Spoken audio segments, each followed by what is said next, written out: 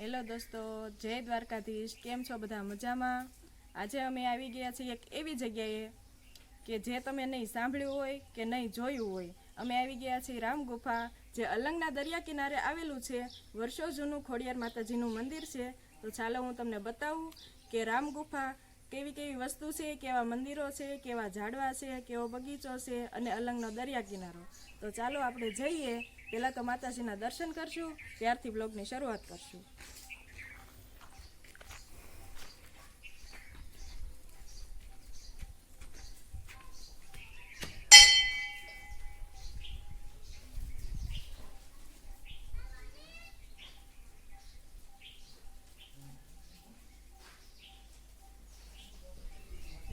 જે તમે આ જોઈ રહ્યા છો તે ખોડિયાર માતાજીનું નવું મંદિર છે અને જે માતાજીનું જૂનું મંદિર છે, જૂનું સ્થાનક એ નીચે ધરામાં છે। એ પણ ચાલો હું તમને બતાવું।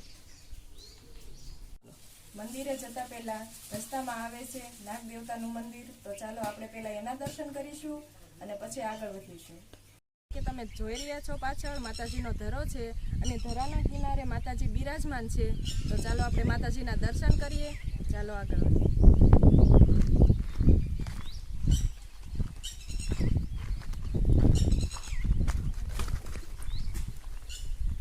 તો આપણે આવી ગયા છીએ માતાજીના મંદિરે। આપણે દર્શન કરીએ માતાજીના।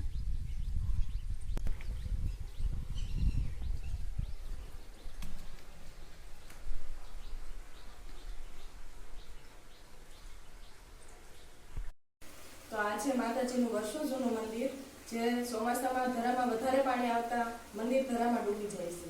તમે જોઈ શકો છો કે આખું મંદિર ધરાની અંદર જ આવેલું છે, જેના કારણે ચોમાસામાં વધારે પાણી આવતા મંદિર આખું ડૂબી જાય છે પાણીમાં। આપણે માતાજીના દર્શન કરી લીધા છે અને જેમ કે તમે પાછળ જોવો છો માતાજીનો ધરો છે, એમાં માછલી પણ ઘણી બધી છે। તો ચાલો હું તમને માછલી બતાવું અને ધરામાં પાણી કેવી રીતે આવે છે એ પણ હું તમને બતાવું।